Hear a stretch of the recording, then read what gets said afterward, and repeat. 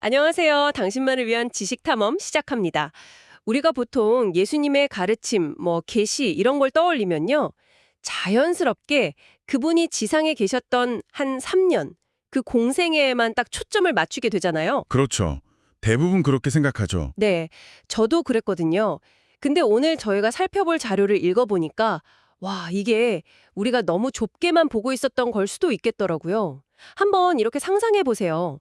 예수님의 계시 활동이 그분이 태어나기 훨씬 전, 그러니까 창조의 순환부터 시작됐고 또 하늘로 돌아가신 후에도 계속 이어진다면 어떨까요? 이야기의 스케일이 완전히 달라지죠. 맞아요. 오늘 저희가 깊이 파고들어 볼 자료가 바로 신학서적 신약의 한 장, 예수님의 공적 사역의 계시입니다. 이 자료가 예수님의 계시를 바로 이런 거대한 파노라마로 보게 해주거든요. 그래서 오늘 목표는요, 이 자료를 통해서 계시의 여러 차원을 좀 이해해보고 또 복음서마다 이걸 어떻게 다르게 그리는지, 그리고 좀 민감할 수 있는 질문이죠. 예수님의 가르침에 발전이 있었는지 이 논의까지 한번 제대로 따라가 보는 겁니다. 아주 흥미로운 여정이 될 것 같습니다. 자, 그럼 첫 번째 이야기부터 시작해 볼까요? 자료가 시작부터 예수님의 역할을 아주 재밌게 정의해요. 예수님을 계시라는 거대한 사슬의 하나의 연결고리로 묘사하더라고요. 네, 그러니까 그분 혼자서 A부터 G까지 모든 진리를 다 말씀하신 게 아니라는 거죠.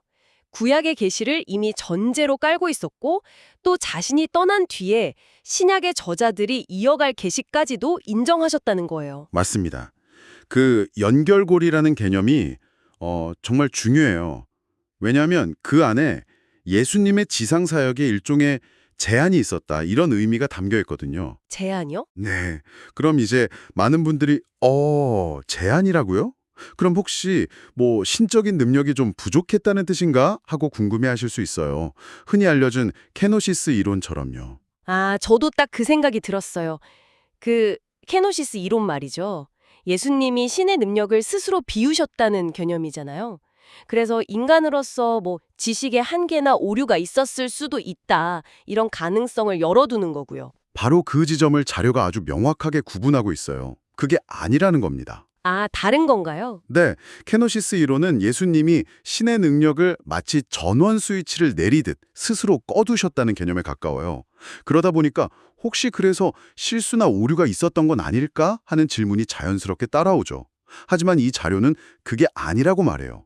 스위치를 끈 게 아니라 거대한 오케스트라의 지휘자처럼 전체 구속 과정의 조화를 위해서 지금 이 순간에는 바이올린 파트만 연주하기로 역할을 스스로 정하신 것에 가깝다는 거죠. 와, 능력의 한계가 아니라 역할의 한계였다는 관점이에요. 와, 스위치를 끈 게 아니라 역할을 조율했다.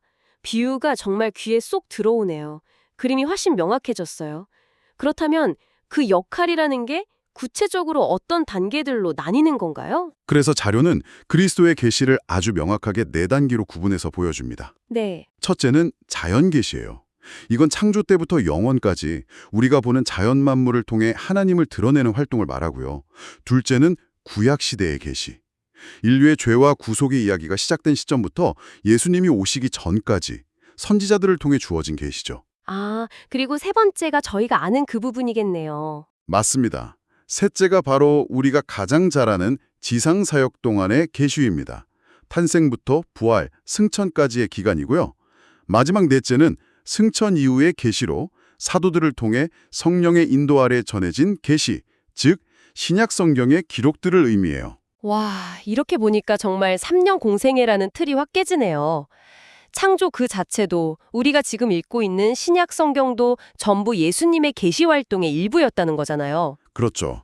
스케일이 정말 다르죠? 네. 그리고 이 네 가지 구분이 요한복음 서두에 나오는 로고스, 즉 말씀이라는 개념과 어떻게 연결되는지를 두고 학자들 사이에 아주 흥미로운 논쟁이 벌어집니다. 어떤 논쟁이죠? 어떤 학자들은 이 로고스의 활동을 첫 번째 단계인 자연 계시에만 한정시키려고 하고 또 어떤 학자들은 예수님이 성육신하신 세 번째 단계 이후에만 관련 짓고 싶어 하죠. 왜 그런 차이가 생기는 건가요? 자료는 그 논쟁의 핵심이 요한복음 1장 11절 자기 땅에 오매 자기 백성이 영접하지 아니하였으나 라는 구절의 해석에 달려있다고 짚어줘요. 아, 여기서 자기, his own이라는 단어가 과연 누구를 가리키냐는 거죠.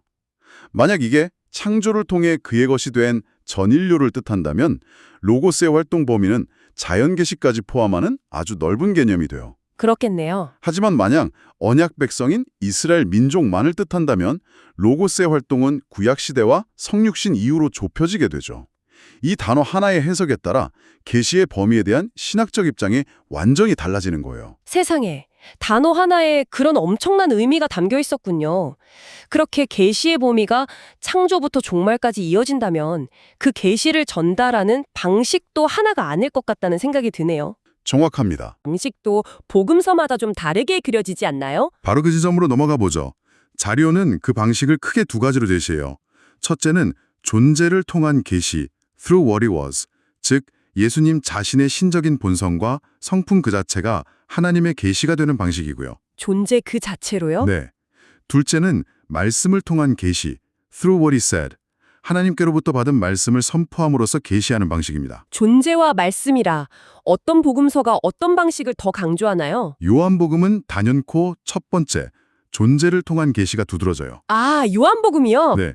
요한복음에서 예수님이 계시하는 대상은 하나님의 나라 같은 추상적인 개념이 아니라 하나님 아버지라는 인격 그 자체거든요. 그렇기 때문에 예수님이 이 땅에 오시기 전에 이미 하늘에 계셨다는 선제하심이 굉장히 중요하게 강조돼요. 내가 하늘에서 아버지를 직접 봤기 때문에 그분을 가장 잘 보여줄 수 있는 독보적인 자격을 갖췄다는 논리가 그 바탕에 깔려 있는 거죠. 그러고 보니 요한복음에서는 유독 나는 생명의 떡이다, 나는 세상의 빛이다처럼 자기 자신을 계시의 내용과 동일시하는 표현이 많았던 것 같아요. 맞습니다. 그게 다 존재를 통한 계시와 연결되는 거였군요. 네, 예수님 자신이 곧 생명, 빛, 진리라는 인격화된 형태로 묘사되는 게 바로 그 증거죠. 반면에 마태, 마가, 누가복음, 즉 우리가 공관복음이라고 부르는 복음서들에서는 두 번째 방식이겠네요. 그렇죠. 말씀을 통한 계시가 중심에 있어요. 하나님의 나라가 어떻게 임하는지, 의란 무엇인지 같은 객관적인 가르침이 더 부각되죠. 그런데 자료에서 아주 재미있는 예외를 하나 지적하더라고요. 마태복음 11장 27절 말씀이요. 아, 그 구절. 네, 내 아버지께서 모든 것을 내게 주셨으니 아버지 외에는 아들을 아는 자가 없고 아들과 또 아들의 소원대로 계시를 받는 자 외에는 아버지를 아는 자가 없느니라. 이 구절은 공관복음인데도 불구하고 굉장히 요한복음 같은 느낌이 나지 않나요? 네, 정말 예리한 지적이에요. 그래서 학자들이 그 구절에 요한의 로기온, 즉 요한의 말씀이라는 별명을 붙여줬어요. 아, 별명까지 있어요? 그럼요. 공관복음의 세계관 속에서 갑자기 요한복음의 세계관이 툭 튀어나온 듯한 느낌을 주기 때문이죠. 아들을 통해서만 아버지를 알 수 있다는 전형적인 존재를 통한 계시의 사상이 나타나는 아주 드문 구절입니다. 저는 개인적으로 이런 구절을 발견할 때 정말 소름이 돋아요. 완전히 다른 스타일이라고 생각했던 복음서들 사이에 이런 비밀 통로가 숨겨져 있었다는 거잖아요. 그렇죠. 마치 영화 속 이스터에그를 발견한 기분이랄까요? 아주 적절한 비유네요. 계시의 근원에 대한 설명도 두 그룹의 복음서가 미묘한 차이를 보여요. 어떤 차이죠? 공관복음에서는 예수님이 성령의 능력으로 말씀을 전하고 기적을 행하시는 모습이 자주 나와요. 즉, 성령이 예수님의 계시 활동의 직접적인 근원으로 언급되죠. 하지만 요한복음에서는 예수님 자신의 신성이 워낙 강조되기 때문에 상대적으로 성령의 역할이 덜 부각돼요. 아, 오히려 요한복음에서 성령은 예수님이 떠난 뒤에 제자들을 돕기 위해 오실 미래의 선물로서 더 중요하게 제시됩니다. 이처럼 같은 인물, 같은 사역을 그리면서도 저자의 신학적 관점에 따라 강조점이 달라지는 걸 비교해보는 게 복음서를 읽는 큰 재미 중 하나죠. 자, 그럼 이제 진짜 민감하고 도발적인 질문으로 넘어가 볼게요. 완벽해 보이는 예수님의 가르침에도 발전이라는 게 있었을까요? 시간이 지나면서 생각이 바뀌거나 가르침이 수정되거나 하는 그런 거요. 아주 중요한 질문이죠. 이 민감한 문제를 다루기 위해 자료는 발전이라는 단어를 매우 신중하게 두 종류로 나눠서 설명합니다. 이게 이 논의의 핵심이에요. 두 종류요? 네, 첫째는 주관적 발전입니다. 이건 예수님 자신의 진리에 대한 지식과 통찰이 시간이 지나면서 성장하는 것을 의미해요. 둘째는 객관적 발전.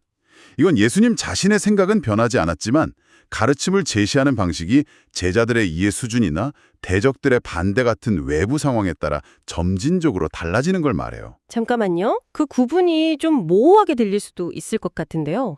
가르치는 방식이 바뀌면 결국 내용도 다르게 전달되는 거 아닌가요? 좋은 질문입니다. 예를 들어 처음에는 비유로 애둘러 말하다가 나중에는 아주 직접적으로 말한다면 듣는 사람이 받아들이는 메시지 자체가 달라질 수 있잖아요. 충분히 그렇게 생각할 수 있죠. 비유하자면 뛰어난 수학자가 초등학생에게 미적분을 가르칠 때와 대학생에게 가르칠 때를 생각해보면 쉬워요. 아, 수학자 자신의 미적분에 대한 이해, 즉 주관적 지식은 변하지 않았죠. 하지만 학생들의 수준에 맞춰서 처음에는 도형의 넓이를 구하는 간단한 예시로 시작하고 나중에는 복잡한 공식과 증명을 사용하는 식으로 제시하는 방식을 바꾸잖아요. 이처럼 자료는 예수님의 가르침에 나타나는 변화는 후자, 즉 객관적 발전에 해당한다고 보는 겁니다. 아, 그렇게 비유를 드니 이해가 되네요. 그럼 자료의 최종 입장은 뭔가요? 주관적 발전은 없었고 객관적 발전만 있었다는 건가요? 네, 정확합니다. 자료는 주관적 발전에 대해 예수님이 완전한 인성을 지니셨기 때문에 원리적으로는 가능하다고 인정해요. 인간은 누구나 배우고 성장하니까요. 하지만 복음서 어디에도 그 증거는 없다고 선을 긋습니다. 그의 가르침을 시간 순서대로 따라가 봐도 초기의 생각과 후기의 생각 사이에 어떤 균열이나 모순이 보이지 않는다는 거죠. 반면에 가르침을 제시하는 방식의 객관적 발전은 명백하게 입증 가능하다고 봅니다. 바로 이 지점에서 현대 신학계의 일부 주장들과 충돌이 생길 것 같은데요. 맞습니다. 자료는 그 지점을 정면으로 다뤄요. 어떤 학자들은 예수님이 자신의 메시아 직분이나 죽음의 의미 같은 핵심적인 주제에 대해서 오류에서 진리로 발전했다고 주장한다는 겁니다. 오류에서 진리로요? 그러니까 처음에는 잘못 생각했다가 나중에 바로잡았다 이런 건가요? 그렇죠. 예를 들어 처음에는 자신이 이스라엘을 해방시킬 정치적 메시아라고 생각했다가 나중에야 영적인 구원자로서의 자기 정체성을 깨달았다. 이런 식의 주장들이죠. 그런 주장은 예수님을 좀 더 인간적인 인물로 보려는 시도에서 나온 걸까요? 그럴 수 있죠. 하지만 자료는 이러한 주장이 결국 예수님의 신성과 무오성, 즉 그의 가르침에는 오류가 없다는 핵심적인 믿음을 근본적으로 부정하는 셈이라고 꽤 날카롭게 비판해요. 아, 이런 관점은 예수님을 단지 간디나 소크라테스 같은 뛰어난 종교적 스승 중 한 명으로 격화시키는 결과를 낳는다고 지적하죠. 자료의 비판은 알겠습니다만 현대 신학자들이 그런 주장을 하는 데에는 나름의 근거가 있지 않았을까요? 그들이 보기에는 예수님의 인간적인 고뇌나 성장을 보여주는 텍스트에 어떤 틈이 보였기 때문일 수도 있겠네요. 네, 충분히 그렇게 생각할 수 있고 실제로 그런 텍스트 해석에 기반한 주장들이 많습니다. 다만 이 자료는 그런 주장들이 명확한 텍스트 증거에 기반하기보다는 모든 것은 점진적으로 발전해야 한다는 현대의 진화론적 사고방식에 너무 쉽게 기대는 경향이 있다고 비판적인 시각을 제시하는 거죠. 그렇군요. 저희는 이 견해를 전달할 뿐 어느 한쪽에 맞다고 판단하는 입장은 아니라는 점을 분명히 하고 싶어요. 자료의 논지를 충실하게 전해드리는 것이 저희의 역할이니까요. 네, 잘 알겠습니다. 오늘 정말 많은 이야기를 나눴네요. 예수님의 계시를 단순히 3년의 공생애가 아닌 창조부터 영원까지 이어지는 거대한 파노라마로 바라봤고요. 네, 또 요한복음과 공관복음이 예수님의 계시를 각각 존재와 말씀이라는 다른 렌즈로 비추고 있다는 점도 확인했습니다. 마지막으로 예수님의 가르침이 발전했는가에 대한 신학적 논의를 통해 주관적 발전과 객관적 발전이라는 아주 중요한 개념적 구분도 배웠네요. 오늘 살펴본 자료는 마지막에 아주 의미심장한 마음을 남겨요. 예수님의 공적 사역 이전의 삶, 즉 우리가 흔히 잃어버린 세월이라고 부르는 그 기간에 대해서 우리가 아는 것은 누가복음에 나오는 아주 짧은 기록이 전부라는 사실을 상기시키죠. 그렇죠. 거의 알려진 바가 없죠. 네, 자료의 표현을 그대로 빌리자면 이처럼 희미한 토대 위에 예수의 전기를 세우려는 시도는 굉장한 역사 비평적 자기 확신을 필요로 하는 일이라고 말합니다. 사실상 불가능에 가깝다는 뜻이겠죠? 바로 그 지점에서 당신에게 마지막으로 이런 질문을 던져보고 싶습니다. 예수님의 생애 대부분이 이처럼 두꺼운 베일에 쌓여 있다는 사실은 복음서 저자들이 우리에게 무엇에 가장 중요하게 전하고 싶었는지에 대해 무엇을 말해줄까요? 그리고 더 나아가 한 인물에 대해 우리가 궁극적으로 알 수 있는 지식의 한계는 어디까지일까요? 이 질문을 곱씹어 보시면서 오늘 내용을 마무리하시면 좋겠습니다.